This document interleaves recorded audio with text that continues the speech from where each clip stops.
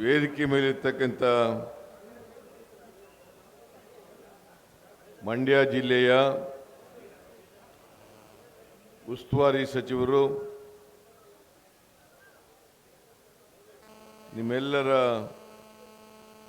ಜನಪ್ರಿಯ ಶಾಸಕರು,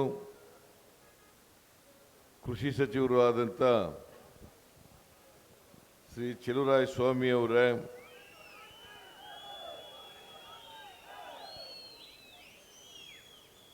ನಮ್ಮ ಅಭ್ಯರ್ಥಿ ವೆಂಕಟರಮಣ ಗೌಡ ಅವರೇ, ಶಾಸಕ ಮಿತ್ರರಾದಂಥ ರವಿ ಗಣಿಗ ಅವರೇ, ಮೇಲ್ಮನೆಯ ಸದಸ್ಯರಾದಂಥ ಗೂಳಿಗೌಡ ಅವರೇ, ಕಾಂಗ್ರೆಸ್ ಪಕ್ಷದ ಪ್ರಧಾನ ಕಾರ್ಯದರ್ಶಿಗಳಾದಂಥ ಶಿವಣ್ಣ ಅವರೇ, ಮಾಜಿ ಶಾಸಕರಾದಂಥ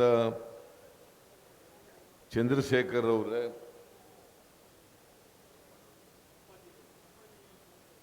ಮಾಜಿ ವಿಧಾನ ಪರಿಷತ್ತಿನ ಸದಸ್ಯರಾದಂಥ ಅಪ್ಪಾಜಿ ಗೌಡ ಅವರೇ, ವೇದಿಕೆ ಮೇಲಿರ್ತಕ್ಕಂಥ ಎಲ್ಲ ಕಾಂಗ್ರೆಸ್ಸಿನ ಮುಖಂಡರುಗಳೇ,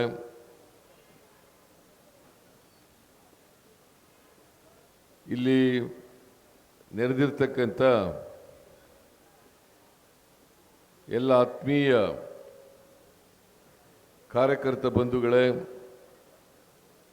ತಾಯಂದಿರೇ,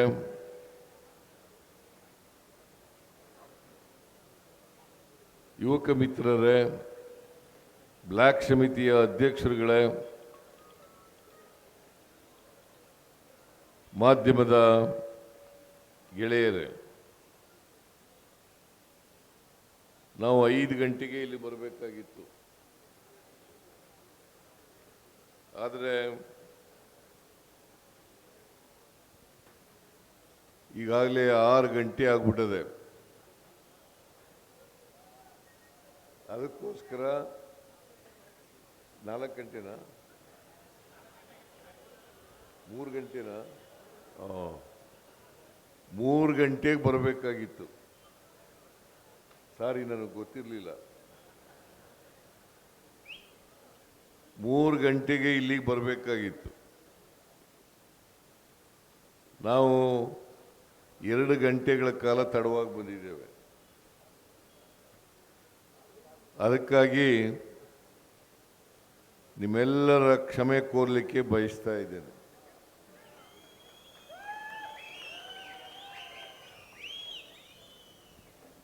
ನಾಗಮಂಗಲಕ್ಕೆ ಅನೇಕ ಸಂದರ್ಭಗಳಲ್ಲಿ ಇಲ್ಲಿ ಬಂದು ನಿಮ್ಮನ್ನು ಉದ್ದೇಶಿಸಿ ಭಾಷಣ ಮಾಡಿದ್ದೇನೆ. ಚುನಾವಣಾ ಸಂದರ್ಭದಲ್ಲೂ ಕೂಡ ಬಂದಿದ್ದೇನೆ, ಬೇರೆ ಅಭಿವೃದ್ಧಿ ಕೆಲಸಗಳಲ್ಲೂ ಕೂಡ, ಅಭಿವೃದ್ಧಿ ಕಾರ್ಯಕ್ರಮಗಳಲ್ಲೂ ಕೂಡ ಬಂದಿದ್ದೇನೆ. ನಾಗಮಂಗಲದ ಜನತೆ ನಾನು ಬಂದಾಗಲೆಲ್ಲ ಬಹಳ ಅಭಿಮಾನದಿಂದ, ಪ್ರೀತಿಯಿಂದ ಕಂಡಿದ್ದೀರಿ. ಅದಕ್ಕೋಸ್ಕರ ನಿಮ್ಮೆಲ್ಲರಿಗೂ ಕೂಡ ಚಿರಋಣಿಯಾಗಿದ್ದೇನೆ ಅಂತಕ್ಕಂಥ ಮಾತುಗಳನ್ನು ಹೇಳಲಿಕ್ಕೆ ಬಯಸ್ತಾ ಇದ್ದೇನೆ.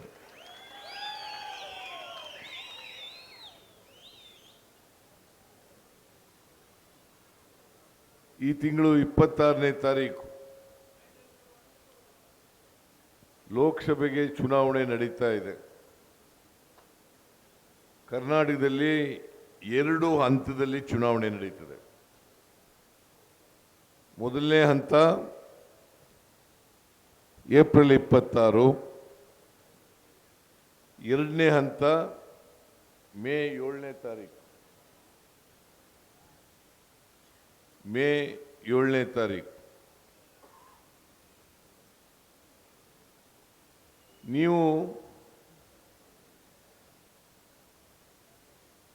ಕೊಡ್ತಕ್ಕಂಥ ತೀರ್ಪು ಬಹಳ ಮಹತ್ತರವಾದಂಥ ತೀರ್ಪು ಅಂತೇಳಿ ತಿಳ್ಕೋಬೇಕಾಗ್ತದೆ. ಭಾರತ ದೇಶ ಒಂದು ದೊಡ್ಡ ದೇಶ.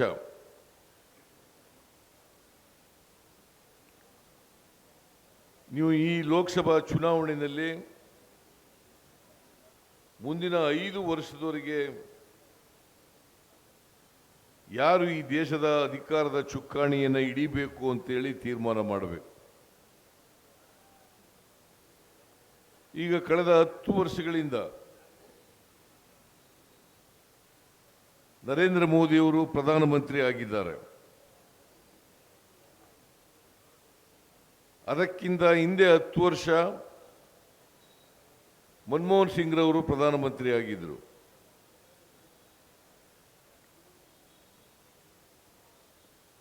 ಮನಮೋಹನ್ ಸಿಂಗ್ ರವರು ಈ ದೇಶ ಕಂಡಂತ ದೊಡ್ಡ ಆರ್ಥಿಕ ತಜ್ಞ. ಅವರು ಪ್ರಧಾನಮಂತ್ರಿ ಆಗಿದ್ದಾಗ ಈ ದೇಶವನ್ನ ಅಭಿವೃದ್ಧಿಯತ್ತ ಮುನ್ನಡೆಸ್ತಕ್ಕಂಥ ಪ್ರಯತ್ನವನ್ನು ಮಾಡಿದರು. ಇವತ್ತು ಫುಡ್ ಸೆಕ್ಯೂರಿಟಿ ಆಕ್ಟ್, ಆಹಾರ ಭದ್ರತೆ ಕಾಯ್ದೆ ಜಾರಿಗೆ ತಂದವರು ಮನಮೋಹನ್ ಸಿಂಗ್ ರವರು. ಈಗ ನರೇಂದ್ರ ಮೋದಿಯವರು ನಾನು 5 kg ಅಕ್ಕಿ ಫ್ರೀಯಾಗಿ ಕೊಡ್ತೀನಿ ಅಂತ ಹೇಳಿದಾರಲ್ಲ, ಅದು ಇವರು ಫುಡ್ ಸೆಕ್ಯೂರಿಟಿ ಆಕ್ಟ್ ಜಾರಿಗೆ ತಂದದಲ್ಲ. ಫುಡ್ ಸೆಕ್ಯೂರಿಟಿ ಆಕ್ಟ್ ಅನ್ನು ಜಾರಿಗೆ ತಂದವರು ಮನಮೋಹನ್ ಸಿಂಗ್ ಅವರು. ರೈಟ್ ಟು ಎಜುಕೇಶನ್ ಆಕ್ಟ್ ತಂದವರು ಮನಮೋಹನ್ ಸಿಂಗ್ ಅವರು. ರೈಟ್ ಟು ಇನ್ಫಾರ್ಮೇಶನ್ ಆಕ್ಟ್ ತಂದವರು ಮನಮೋಹನ್ ಸಿಂಗ್ ಅವರು. ರೈಟ್ ಟು ವರ್ಕ್ ಅದನ್ನ ಜಾರಿಗೆ ತಂದವರು ಮನಮೋಹನ್ ಸಿಂಗ್ ಅವರು. ಅಂದರೆ ಈ ಎಲ್ಲ ಕಾನೂನುಗಳ ಮೂಲಕ ಡೈರೆಕ್ಟಿವ್ ಪ್ರಿನ್ಸಿಪಲ್ಸ್ ಅಂತ ಏನು ನಾವೇನು ಸಂವಿಧಾನದಲ್ಲಿ ಕರಿತೀವಿ, ಅವುಗಳನ್ನು ಮೂಲಭೂತ ಹಕ್ಕನ್ನಾಗಿ ಮಾಡ್ತಕ್ಕಂಥ ಪ್ರಯತ್ನವನ್ನು ಮಾಡಿದವರು ಮನಮೋಹನ್ ಸಿಂಗ್ ಅವರು.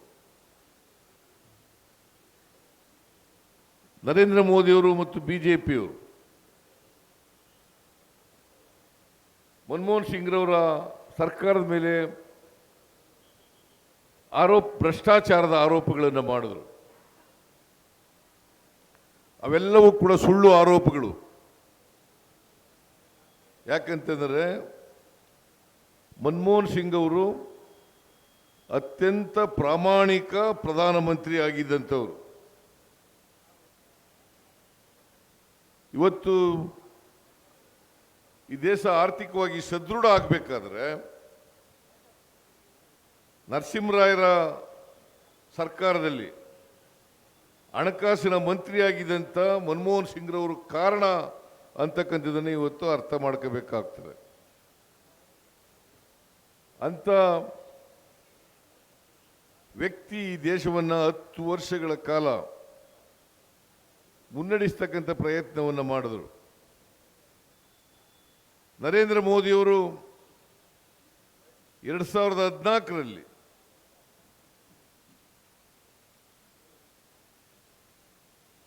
ಈ ದೇಶದ ಜನರಿಗೆ ಭ್ರಮೆಯನ್ನು ಹುಟ್ಟಿಸ್ತಕ್ಕಂಥ ಕೆಲಸವನ್ನು ಮಾಡಿದರು.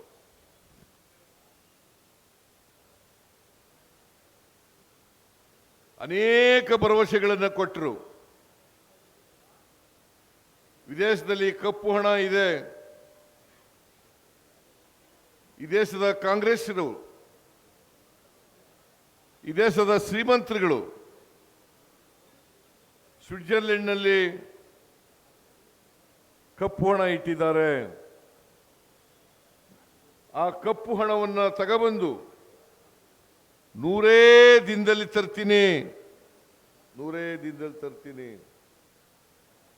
ದಿನದಲ್ಲಿ ತಂದು ಪ್ರತಿಯೊಬ್ಬರ ಅಕೌಂಟಿಗೆ 15 ಲಕ್ಷ ರೂಪಾಯಿಗಳನ್ನು ಅವರ ಅಕೌಂಟಿಗೆ ಜಮಾ ಮಾಡ್ತೀನಿ ಅಂತ ಹೇಳಿದ್ರು.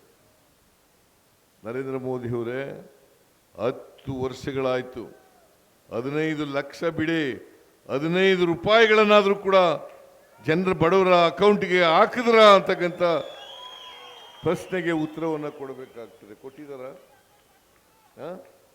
15 ರೂಪಾಯಿನಾದ್ರು ಕೊಟ್ಟಿದ್ದಾರಾ?